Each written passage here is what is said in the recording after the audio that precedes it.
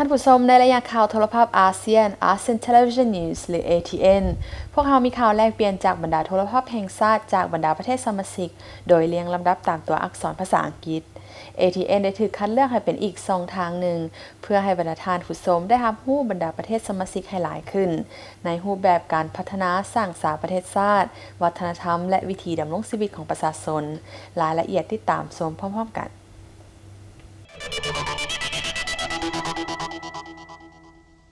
บรูไนฮาลานได้เปิดเผยว่าบริษัทวางแผนที่จะขยายสาขาบรูไนฮาลานไปยังอินโดนีเซียหลังจากเขาก็เปิดตัวในมาเลเซียในเดือนเมษายนที่ผ่านมาบริษัทการนิมอินเตอร์เนชั่นแนลฟู้ดคอร์ปอเรชั่นเจ้าของสาขาบรูไนฮาลานเปิดเผยว่าบริษัทวางแผนขยายสาขาบรูไนฮาลานไปยังอินโดนีเซียหลังจากเขาก็เปิดตัวในมาเลเซียในเดือนเมษายนที่ผ่านมา But now it's planning to build a new factory. Our core market is the halal market and the halal consumer. However, the way that we have produced our products and the kind of designs and packaging that we have, these products are suitable to anybody. สาขาบรูไนฮาลานเปิดตัวในปี 2009 จากนั้นเข้าไปขายในสิงคโปร์ในปี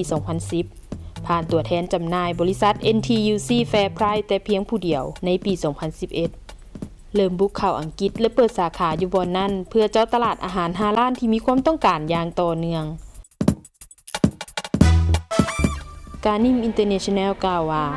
อังกฤษเป็นประตูที่จะเข้าสู่ตลาดอื่นๆในยุโรปเพื่อรองรับความต้องการของชาวมุสลิมในทวีปนี้ซึ่งในการขยายสาขาออกไปยังต่างประเทศนั้นการนิมอินเตอร์เนชั่นแนลใช้วิธีเข้าร่วมงานเอ็กซ์โปในประเทศต่างๆ